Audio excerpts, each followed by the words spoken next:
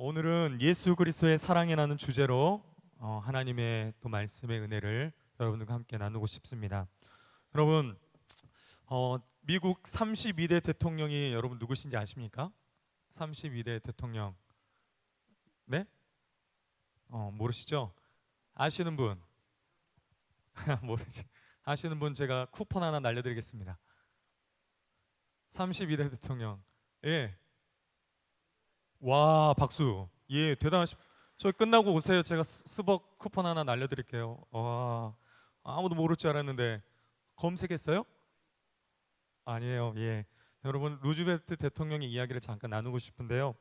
여러분 그는 1930년 미국의 대공황을 극복하고 제2차 세계대전 중에 미국의 대통령으로 전쟁에서 아주 중요한 역할을 담당했습니다. 그리고 언론을 통한 국민과의 소통을 시작했고 의료보험, 실업수당 등의 국가의 복지 등 정책 등을 시행한 놀라운 대통령입니다. 그리고 많은 이들로부터 존경을 받았던 대통령입니다. 그가 이렇게 훌륭한 대통령이 될 수 있었던 가장 큰 이유가 뭐였냐면 바로 사랑하는 아내가 있었기 때문입니다. 그의 옆에서 헌신적으로 사랑했던 그의 아내가 있었습니다. 그의 아내의 이름은 엘레나 루즈벨트였습니다. 그녀는 10살 때 고아가 되어서 어린 시절을 굉장히 불우하게 또 불행하게 보냈습니다.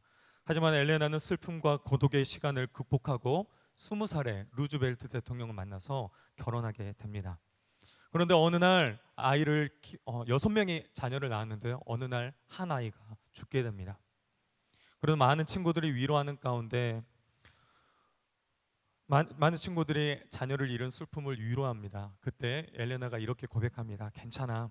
나에게는 아직 5명의 자녀가 남아 있어. 그렇게 오히려 친구들을 위로하는 것이죠. 또 루즈벨트가 언제부턴가 다리가 이제 마르기 시작합니다.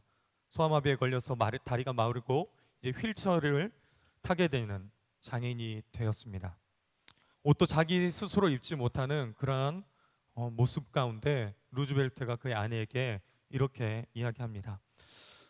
내가 이런 장애자가 됐는데 당신 나를 사랑합니까? 이렇게 묻는 것이죠. 그러자 엘레나는 이렇게 이야기합니다. 미소를 지으며 전 당신의 다리만 사랑한 것이 아닙니다. 당신의 전부를 사랑합니다. 라고 말합니다.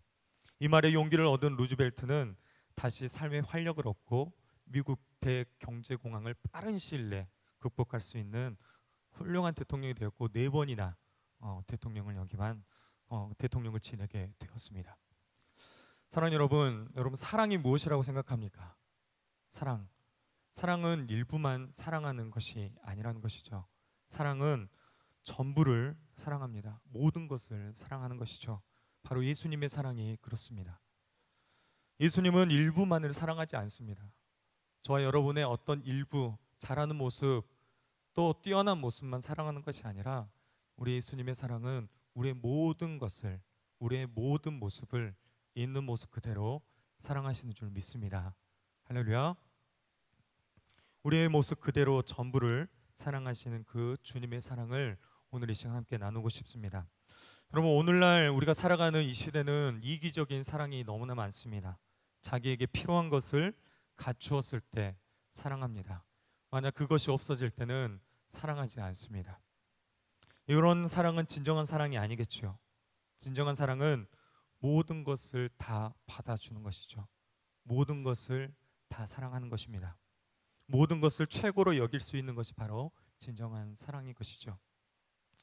사랑하는 여러분, 우리 예수님께서 우리를 사랑하셔서 이 땅에, 이 낮고 낮은 이 땅에 인간의 모습으로 우리의 곁에 오셨습니다. 우리 예수님께서 사랑하시는 그 사랑을 오늘 함께 더 깊이 느껴지기를 축복합니다. 할렐루야. 아멘. 저는 사진 찍는 걸 좋아합니다. 여러분 많이 사진 찍으시죠? 예. 음식 먹기 전에도 찍고 좋은 장소에 가면 꼭 촬영을 하고 최근에 담양을 갔더니 너무 풍경이 멋있더라고요. 사진 찍는 사람들이 얼마나 많은지 모르겠습니다. 여러분 사진 찍을 때 여러분 뭐가 제일 중요합니까? 사진 찍을 때 여러분 뭐가 제일 중요해요? 예? 사진 찍을 때 구도가 중요하다. 1번 구도가 중요하다. 2번 각도가 중요하다. 3번 배경이 중요하다. 4번 초점이 중요하다. 자, 1, 2, 3번 중에 자, 1번 손 들어보세요. 구도가 정말 중요합니다. 2번 각도 중요합니다. 각도. 3번 배경이 정말 중요하죠. 배경. 누구를 찍느냐, 어떤 걸 찍느냐 너무 중요합니다. 4번 초점이 중요하다. 예, 사진을 좀 찍으신 분들이 계시는 것 같습니다. 초점이 중요하죠. 초점이. 아무리 좋은 구도와 좋은 배경이 있어도 사진이 흐리게 나오면, 초점이 안 맞게 되면 사진으로서 가치가 없게 되죠. 저는 사진을 찍을 때 요즘에는 뭐 아이폰이 성능이 너무 좋아서 스마트폰으로 많이 찍지만, 저는 이제 DSLR 카메라를 가지고 있었어요. 그래서 큰 200에 뭐 700mm 70 몇 밀리죠? 그러니까 엄마백통이라고 하는 그 200mm 이렇게 길게 당길 수 있는 줌으로 당겨서 그 사람에게 포커스를 두고 뒤를 흐리게 하는 그 사진을 참 좋아해요. 그래서 뭐 지금은 다 팔아서 없지만 여러분, 결혼하기 전에 절대 팔지 마십시오. 결혼하고 나서는 절대 못 삽니다. 그래서 그래서 장비가 다 없어요. 근데 이제 사진을 찍을 때 정말 이렇게 당겨서 찍는 걸 너무 좋아했어요. 그런데 찍고 싶은 부분에 포커스를 두면 뒤에 배경이 흐려지죠. 그게 너무 느낌이 좋은 거예요. 그런데 여러분, 사랑도 마찬가지예요. 한 남자가 한 여자를 선택해서 포커스를 맞추는 순간 뒤에는 다 흐려지게 됩니다. 30억 여자의 인구가 있어도 한 사람밖에 보이지 않는 것이죠. 여러분, 우리가 사랑에 빠질 때 그 한 사람에게 집중하고, 우리가 오늘 찬양했던 것처럼 한 사람에게 시선을 뒀을 때 주변은 흐려지는 거예요. 보이지 않는 것입니다. 하나님은 우리에게 포커스를 맞추시고 우리를 사랑하셔서 그 한순간도 우리에게 초점을 떼신 적이 없습니다. 할렐루야. 아멘. 그렇다면 우리도 마찬가지인 것이죠. 우리의 포커스를, 우리의 초점을 누구에게 두느냐, 이거 정말 중요합니다. 내게 포커스를 맞춘 주님처럼 나도 포커스를 오직 주님께, 우리 주님께 초점을 맞춰야 되는 것입니다. 여러분, 주님께 초점을 맞출 때 뒤의 배경은 흐려지는 거예요. 보이지가 않는 것입니다. 여러분, 지금 어디에 초점을 맞추고 사십니까? 어디에 포커스를 맞추며 살아가고 계십니까? 여러분, 우리는 날마다 우리의 삶 가운데 이런 고민을 해야 될 것 같습니다. 우리가 바라보는 것, 우리가 지금 집중해서 초점을 맞춰서 바라보고 있는 것이 무엇인가? 사랑하는 여러분, 특별히 우리는 대림절 절기를 지금 보내고 있습니다. 대림절은 주님이 이 땅에 오실 그 성탄의 기쁨을 맞이하기 위해서 여러분 준비하는 시간이에요. 대림절 기간이 우리가 4주의 시간을 보냅니다. 여러분, 이 시간 동안 우리가 집중하고 바라봐야 될 것이 무엇입니까? 연말 연시에 너무 바쁘고, 또 시험이 이제 끝났지만 이제 또 여러분 취업과 또 내년의 계획들을 세우며 갔을 때 여러분 무엇에 초점을 맞추며 살아야 되는지 오늘 정확하게 깨닫게 되는 저와 여러분이 되기를 축복합니다. 오늘 함께 말씀의 은혜를 더 깊이 있게 나누고 싶습니다. 예수 그리스도의 사랑 안에서 우리가 어떻게 해야 되는지, 첫 번째는 하나됨을 힘쓰라라는 것입니다. 할렐루야. 하나됨을 힘쓰라. 바울은 여러 교회에 편지를 썼습니다. 바울이 교회에 보낸 편지들은 교회에 대한 권면의 이야기입니다. 한결같이 교회의 하나됨을 의미하고 있습니다. 교회는 그리스도의 안에서 한 몸이다. 힘써 하나됨을 지켜라. 마음을 같이하고 한 마음을 품으라라고 늘 권면하고 있습니다. 오늘 본문의 빌립보서도 마찬가지입니다. 빌립보서 교회에서 여러 문제가 있었습니다. 신앙에 서로 다른 다툼들이 있었고 분열이 있었습니다. 특별히 유두계와 순두계는 치열하게 싸웠던 것 같습니다. 사장 1절에 그 두 자매에게 특별히 권면하고 있어요. 여러분, 오늘날 우리 교회도 마찬가지인 것이죠. 교회에 여러 가지 문제가 있습니다. 다툼이 있습니다. 여러분들은 올 한 해 여러분 어떻게 보내셨습니까? 셀 안에서 세일 맞나요? 네? 진, 진 안에서 여러분 뭐 평안하셨어요? 다툼도 있고 때로는 상처도 받고 힘든 시간들 속에 올 연말까지 오시지 않았습니까? 그러나 오늘 분명하게 하나님께서는 하나됨을 힘쓰라라고 말씀합니다. 하나됨을 힘쓰라. 성도 간에 서로 이해하고 사랑으로 하나 된다는 것, 이런 절대 쉽지 않습니다. 가벼운 문제도 아닌 것이죠. 그러나 빌립보서 2장 2절은 분명하게 우리에게 말씀하고 있습니다. 마음을 같이하여 같은 사랑을 가지고 뜻을 합하여 한 마음을 품으라라고 권면하고 있습니다. 이를 위해서 여러분 어떻게 해야 합니까? 겸손한 마음으로 자신을 낮춰야 한다는 것입니다. 겸손한 마음으로 자신을 낮추는 것. 오늘 본문의 말씀에 보면 우리 예수님은 근본 하나님의 본체시라고 기록하고 있습니다. 여기서 본체라는 것은 본질적인 성격이에요. 성자 예수님은 성부 하나님과 동일하신 분이시라는 것을 말씀합니다. 속성이 똑같다라는 것이죠. 다시 말씀드리면 예수님은 바로 하나님이시다라는 것입니다. 삼위일체 하나님은 항상 한 분이셨습니다. 절대적인 하나이시라는 것이죠. 우리 역시 이와 같이 하나 되는 하나님의 한 마음을 품어야 되는 것이 당연하다라고 말씀하는 것입니다. 빌립보 교회의 하나됨을 사도 바울은 기대하고 또 권면하고 그렇게 기도했습니다. 그는 빌립보 교회가 한 마음으로 서서 한 뜻으로 복음의 신앙을 위해서 협력하기를 간절히 원했습니다. 왜냐하면 빌립보 교회는 자신이 2차 세계 선교 전도회에서 가장 첫 번째로 세웠던 너무나 사랑했던 교회였기 때문이에요. 마게도냐에 세운 첫 번째 교회가 빌립보 교회였기 때문에 특별히 사랑했어요. 그렇기 때문에 너희는 하나됨을 힘써라라고 특별히 권면하고 또 바울의 자랑거리로 많은 이들에게 또 빌립보 교회를 자랑하고 있었기 때문입니다. 우리 예수님께서 인류의 죄를 대속하기 위해서 죽음을 준비하실 때 하나님께 중보기도를 드리십니다. 요한복음 17장에 나오는 기도의 핵심은 바로 무엇이었냐면 하나됨이었습니다. 왜 하나가 되어야 하냐면 우리가 하나 될 때 바로 하나님 안에 우리가 예수님 안에 거하게 된다는 것입니다. 할렐루야. 우리가 하나됨을 힘써 지킬 때 그 안에 하나님이 계시고 예수 그리스도가 우리 함께 계심을 믿습니다. 아멘. 다투고 찢어지고 싸우고 분열하는 것은 하나님이 기뻐하시는 것이 아니라 바로 사단이 기뻐하시는 것이죠. 우리가 하나됨을 힘쓸 때 하나님이 함께 하시고 또 우리 주님이 함께 하심을 믿습니다.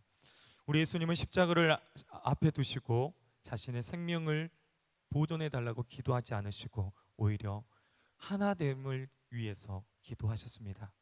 예수님은 십자가에서 피 흘려 그의 피를 대속함으로 우리와 하나님이 하나가 되게 하셨고 그의 피의 능력으로 우리가 또 서로 하나 되는 놀라운 은혜가 우리에게 주어진 줄 믿습니다.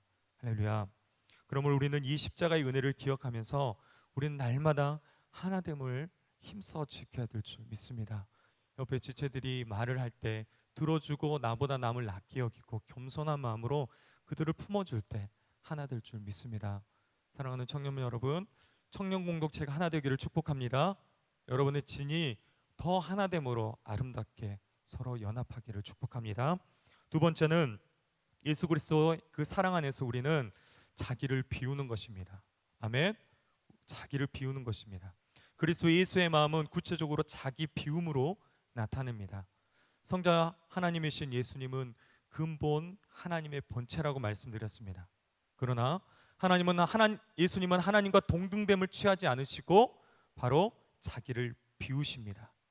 자기를 비우시고 자기를 비우신다는 의미는 예수님께서 인간이 되실 때 아무것도 아닌 것처럼 자기를 처치하게 비웠다라고 말씀합니다.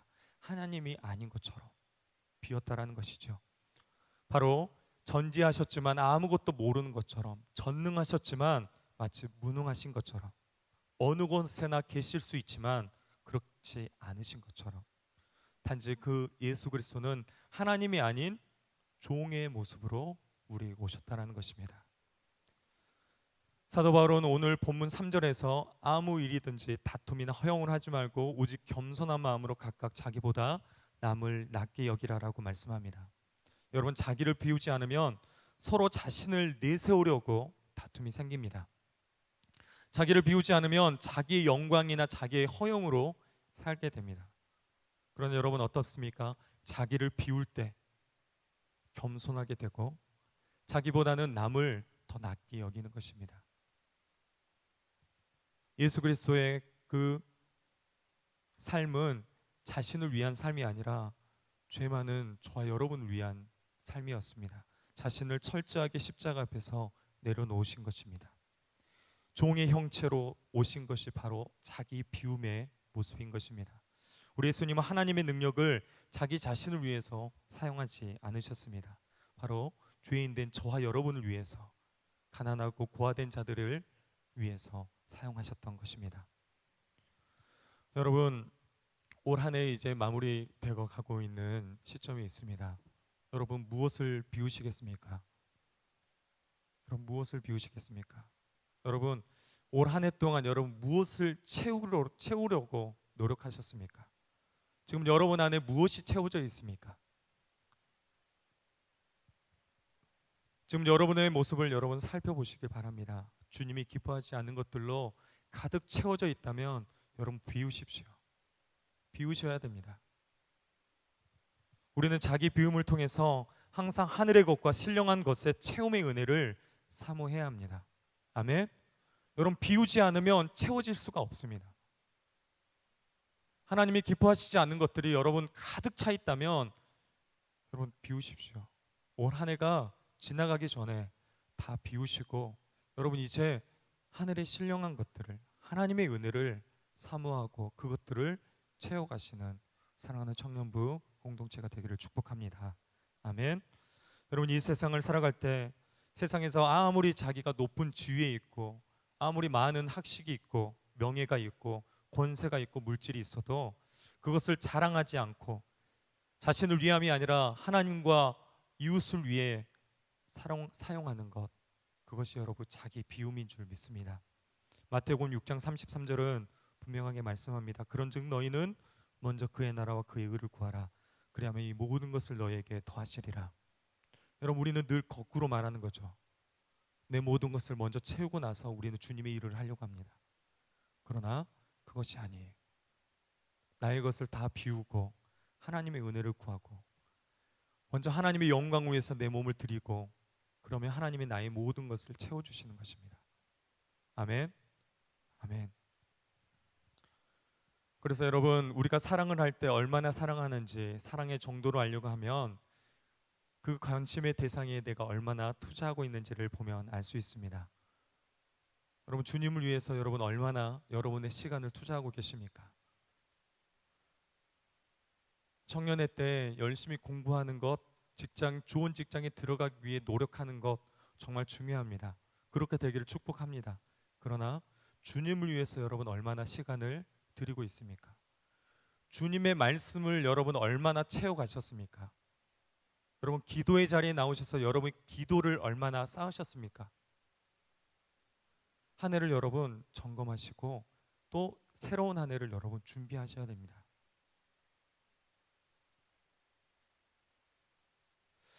절대 좋은 군사는 자기 일에 우선하지 않습니다. 디모데후서 2장 말씀을 보면 바울이 디모데에게 부탁한 말씀 가운데 이런 말씀이 있습니다. 너는 그리스도 예수의 좋은 병사로 나와 함께 고난을 받으라. 병사로 복무하는 자는 자기 생활에 얽매이는 자가 하나도 없나니 이는 병사로 모집한 자를 기쁘게 하려 함이라. 아멘. 좋은 군사는 자기의 사사로운 일에 얽매이지 않고 공적인 일에 우선이듯 십자가의 군병된 자로서 예수 그리스도의 그 기쁨이 되기 위해서 그 예수의 그리스도의 그 종된 자들로, 주님을 따르는 자들로 주님을 더 기쁘게 하기 위해서 헌신한다라는 것입니다. 여러분, 여러분이 지금 가장 먼저 떠오르는 사람이 여러분 누구이십니까? 지금 가장 먼저 떠오르는 것이 여러분 무엇입니까? 그것이 여러분의 우선순위입니다. 여러분의 가치인 것이죠. 가장 먼저 떠오르는 사람이 내가 사랑하는 사람이죠. 여러분, 가장 먼저 떠오르는 분이 예수 그리스도가 되기를 축복합니다. 할렐루야. 나를 내려놔야 예수 그리스도가 보이는 것입니다. 이 대림절 기간 가운데 특별히 우리는 예수님을 묵상하시기를 축복합니다. 예수님만 생각하는 거예요. 예수님이 나를 사랑하셔서 이 땅에 오셨다고 하는데 나를 사랑하시는가? 여러분, 예수님께 질문하십시오. 그리고 예수님의 그 따뜻한 사랑의 음성을 듣게 되기를 축복합니다. 할렐루야. 아멘. 마지막 세 번째입니다. 마지막 세 번째는 주님을 위해 연단을 기꺼이 받아들이고 인내하라고 말씀합니다. 바로 죽기까지 복종하는 것입니다. 우리 예수님은 죽기까지 복종하신 분이십니다. 그렇다고 한다면 죽기까지 복종했다라는 이 말은 여러분 무슨 말입니까? 복종이란 상대방의 권력에 마지못해서 눌려있는 상태가 아니라 바로 자발적으로 자기 자신을 상대방에게 낮추고 엎드리는 것을 말하는 것입니다. 예수 그리스도께서 인간의 몸을 입고 스스로 십자가에 달려 죽으신 것이 바로 하나님 아버지에 대한 철저한 자기 복종인 것입니다. 복종을 표현한 거예요. 하나님의 명령대로 그 뜻대로 십자가의 길을 걸으신 것입니다. 예수님은 가장 잔인하고 모욕적인 대우를 받아도 그대로 받아들이셨습니다. 하나님께 버림받는 것 같은 저주를 받아도 복종하셨습니다. 이처럼 죽기까지 복종했다는 말은 그리스도의 완전한 순종을, 그 순종의 행위를 말씀하는 거예요. 예수님은 하나님의 말씀에 절대적인 순종을 행하셨습니다. 하나님의 아들로서 아버지, 저는 죽기 싫습니다, 그렇게 거부할 수도 있었지만 그렇지 않으셨습니다. 십자가의 고난의 잔을 마시셨습니다. 그 어떤 인간도 감당할 수 없는 십자가의 잔이었습니다. 여러분, 우리가 주님을 사랑한다고 고백하지만 여러분, 그 고백이 사실이라면 여러분, 우리에게 주어진 고난도 우리는 기뻐할 수 있어야 합니다. 빌립보서의 가장 주제의 단어는 기쁨입니다. 인내하고 또 기뻐하고 그 고난 가운데서도 기뻐하라고 우리에게 분명하게 말씀하고 있는 것입니다. 여러분, 예수님 사랑하십니까? 할렐루야. 여러분, 예수님 사랑하십니까? 고난을 기뻐하십시오. 아멘. 네, 아멘이 없으십니까? 고난을 기뻐하십시오. 지금 힘들고 어려운 상황 가운데 있는 청년들 계시죠? 여러분, 기뻐하십시오. 인내하십시오. 그리고 끝까지 승리하셔야 됩니다. 아멘. 힘들더라도 주님을 위해 일하는 일 가운데 여러분, 진장들 얼마나 힘들었어요? 힘들죠. 지금도 힘들죠. 여러분, 기뻐하십시오. 목자의 삶이 그렇게 호락호락하지 않는 거예요. 주님의 마음을 품고 기뻐하고 그 한 명 한 명을 위해서 기도할 때 여러분의 진이 회복되고 사랑으로 하나 될 줄 믿습니다. 아멘. 야고보서 5장 10절의 말씀에 보면 이런 말씀이 있습니다. 형제들아, 주의 이름으로 말한 선지자들을 고난과 오래 참음의 본으로 삼으라. 보라, 인내하는 자를 우리가 복되다 하니 너희가 욥의 인내를 들었고 주께서 주신 결말을 보았거니와 주는 가장 자비하시고 긍휼히 여기시는 이시니라. 마태복음 5장 11절도 이렇게 11절과 12절도 이렇게 말씀합니다. 나로 말미암아 너희를 욕하고 박해하고 거짓으로 너희를 거슬러 모든 악한 말을 할 때에는 너희에게 복이 있나니 기뻐하고 즐거워하라. 하늘에서 너희의 상이 큼이라. 너희 전에 있던 선지자들도 이같이 박해하였느니라. 아멘. 구약 시대 참 선지자들은 모두가 고난과 박해를 받았다는 것을 알 수 있습니다. 이렇게 참된 하나님의 말씀을 전하다가 고난을 받아도 참고 인내하라고 말씀하고 있습니다. 그리고 그 인내하는 자를 복이 있다라고 말씀하시고 그 고난 가운데 인내한 예로서 욥을 들어 이야기하고 있습니다. 또 욥이 고난 가운데 인내했을 때 갑절이나 하나님이 더 축복해 주셨던 것을 우리는 말씀을 통해서 알 수 있습니다. 여러분, 혹시 다큐멘터리를 다 보시고 책으로 보신 분도 또 영화로 보신 분도 계실 겁니다. 오늘날 현대판 욥이라고 불리는 교회 오빠 이야기 다 혹시 보셨죠? 이관희 집사님. 혹시 안 보신 분들은 꼭 다큐멘터리를 보시기 바랍니다. 이관희 집사님, 그는 최근에 올해였죠. 올해 초에 하나님의 부르심을 받아서 소천하셨습니다. 근데 참 제가 도전이 됐던 말 중에 이런 이야기가 있습니다. 그는 어떤 일에도 하나님을 원망하지 않고 또 자신의 손익 계산서를 늘 이렇게 계산했다라고 이야기합니다. 무슨 말이냐? 왼편에는 하나님께 받은 은혜가 있고, 자, 오른편에는 인생에서 마주한 아픔과 슬픔이 있습니다. 고난이 쌓여 있습니다. 이것을 항상 계산해 보면, 플러스 마이너스를 해 보면, 여러분 항상 오른편에 있던 이 오른편이 맞나요? 은혜. 왼편에 있는 은혜가 항상 크다라는 것입니다. 그리고 그는 자신 있게 이렇게 말합니다. 예수님을 믿는 우리에게 마이너스의 인생은 절대 허락되지 않는다는 점입니다. 왜냐하면 우리를 향한 하나님의 큰 사랑의 결정체인 십자가의 사랑이 있기 때문입니다. 나 같은 죄인을 위해 목숨을 내어주신 것만큼 큰 은혜를 대신할 수 있는 것은 이 세상에 없습니다. 그러므로 이 세상의 어떤 역경도 심지어 죽음도 예수님의 보혈보다 크지 않습니다. 놀라운 고백을 했죠. 많은 사람들이 고난이 있을 때 그 상황을 피하고 싶어 합니다. 도망갑니다. 그리고 그 상황이 바뀌면 또 문제가 생깁니다. 그래서 우리는 어려운 일 닥칠 때 여러분 어떻게 합니까? 피하지 않아야 됩니다. 고난을 직면할 수 있는 은혜를 달라고 하나님께 기도해야 됩니다. 우리는 고난이 있을 때 단순히 고난 아래에만 머물러 있어서는 여러분 안 됩니다. 고난의 상황 가운데서도 여러분 주님 안에, 주님의 아래 안에서, 그러니까 그 하나님의 그늘 아래에서 우리는 머물러 있어야 합니다. 우리가 이런 고난 가운데 주님 아래 머물 수 있는 여러분 이유는 오직 주님이 우리의 피난처가 되시기 때문입니다.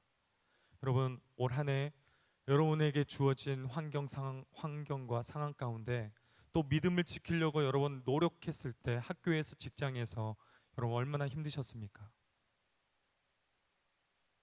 그런데 여러분 그 고난 아래에만 머물러 있으면 안 됩니다. 그 고난 가운데 나와 함께 하신 주님과 함께 머물러 있게 되기를 축복합니다. 아멘.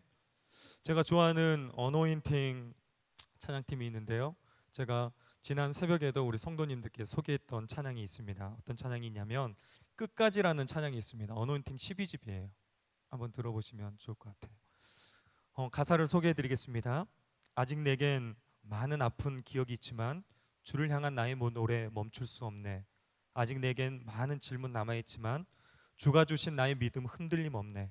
끝까지 주를 위해 살리. 사망도 권세도 이 세상 무엇도 날 끊을 수 없네. 높음도 깊음도 이 세상 누구도 날 끊을 수 없네. 끝까지 주를 위해 살리. 끝까지 주만 위해 살리. 끝까지 주를 예배하리. 끝까지 주만 예배하리. 할렐루야.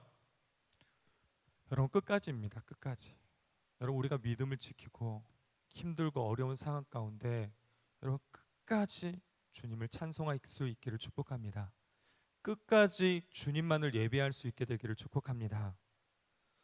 부족하고 연약하지만 여러분 나를 사용해 주신 것에 감사함으로 여러분 진장을 섬기고 임력원을 섬기고 또 청년 공동체를 위해서 헌신할 수 있게 되기를 축복합니다. 아멘. 그리고 여러분의 삶의 자리에서 내가 예수 믿는다는 이유로 나를 핍박하고 나를 왕따시키고 나를 조롱할지라도 여러분 끝까지 우리는 정체성을 잃지 않고 하나님의 자녀다운 모습으로 여러분 승리하는 것입니다.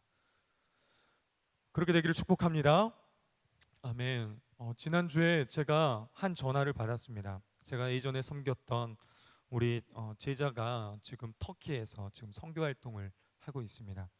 고등학교 때부터 열심히 이제 찬양팀도 섬기고 함께 예배하면서 청년이 되어서 터키에 지금 헌신해서 1년간 자비랑 선교사로 지금 가 있습니다.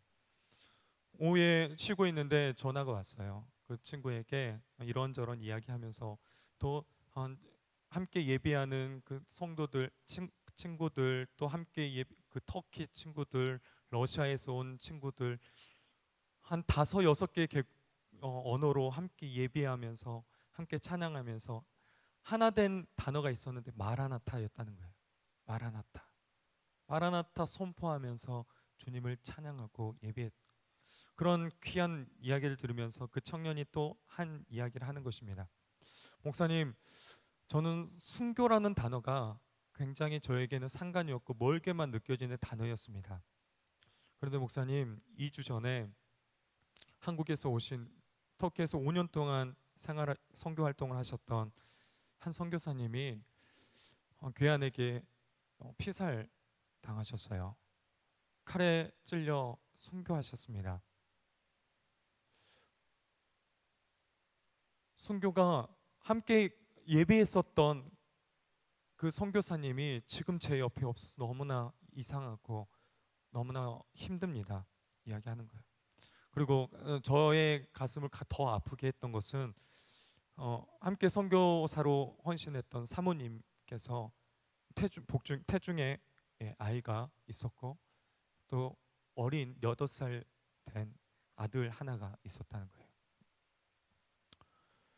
너무나 가슴 아프고 너무나 힘든 상황 가운데 있었지만 하나님은 그 순교의 피를 받으시는 것 같아요 라고 고백을 하는 것입니다. 그 소식을 듣자마자 영국에서 미국에서 헌신하겠노라 젊은이들이 또 연락이 오고 또 많은 후원자들이 후원하기 시작했어요. 그렇게 고백하는 것입니다.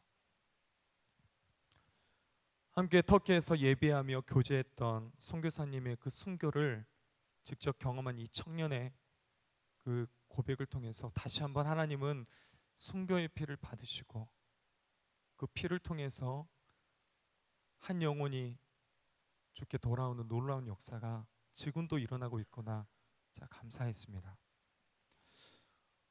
이번 달 12월 이번 달 그 우리 매일 성경 목회자들이 보는 이제 묵상과 설교라는 책에 너무나 멋진 말이 있더라고요.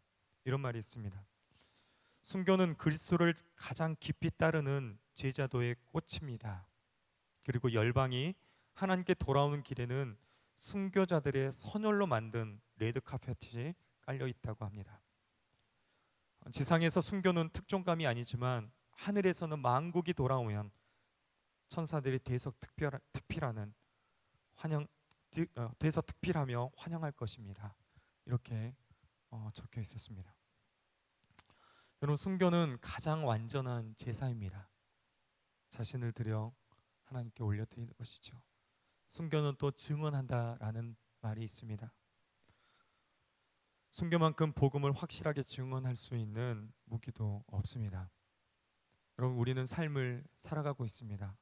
직장 생활을 하고 또 학교에서 공부를 하고 있습니다. 그럼 어떠한 자세로 여러분 생활해야 합니까? 순교를 각오하는 마음으로, 할렐루야, 죽기를 각오하는 마음으로 끝까지 믿음을 지키고 끝까지 주님을 위해서 헌신하겠노라. 그렇게 살아갈 때 주님이 기뻐하시고 주님의 사랑이 내 안에 충만하게 임하게 될 줄 믿습니다. 여러분, 우리가 지금 함께 예배하는 이곳도 선교사님들이 그 피로, 그의 땀과 그의 눈물로 세워진 교회입니다. 94년 전에 이 교회 그 믿음을 지키기 위해서 여러분 선진들이 기도했고 예배했습니다. 그곳에서 우리가 함께 예배하고 있습니다. 여러분, 순교의 그 피를 기억하시고 순교자의 그 믿음으로 우리 삶 가운데 나아가시게 되는 저와 여러분이 되기를 축복합니다. 말씀을 마치겠습니다. 사랑하는 여러분, 하나님은 저와 여러분을 당신의 하나밖에 없는 독생자 예수 그리스도를 십자가에 못 박혀 죽기까지 우리를 사랑하십니다. 우리 주님은 그 아버지의 뜻에 순종하셔서 자기를 다 비우고 또 복종시켜서 그 십자가에 자신의 생명을 포기하셨습니다. 여러분, 우리의 일부만을 사랑하시는 것이 아닙니다. 우리의 전부를 사랑하십니다. 우리의 있는 모습 그대를 사랑하십니다. 여러분, 이제 우리가 예수님이 우리를 위해서 이 땅에 오신 그 예수님을 바라보면서 여러분, 우리는 어떻게 결단해야 됩니까? 우리가 바라보는 것, 우리가 지금 초점을 두고 있는 것, 내가 지금 나를 위해서, 나의 의를 위해서 채워지고 있는 것들 여러분 비우시고 다 내려놓으시고, 여러분 하나됨을 힘쓰시고, 여러분 내게 주어진 이 고난 여러분 인내하십시오. 끝까지입니다. 끝까지. 좀 하다가 포기하는 거 아니에요. 끝까지 승리하는 것입니다. 순교자의 마음으로 지금도 복음을 위해서 자신의 생명을 온전한 제물로 드려지는 선교사님들이 계십니다. 여러분의 직장 가운데, 여러분 학교 가운데 그런 순교자의 정신으로 그 예수 그리스도의 사랑을 증거하는 저와 여러분이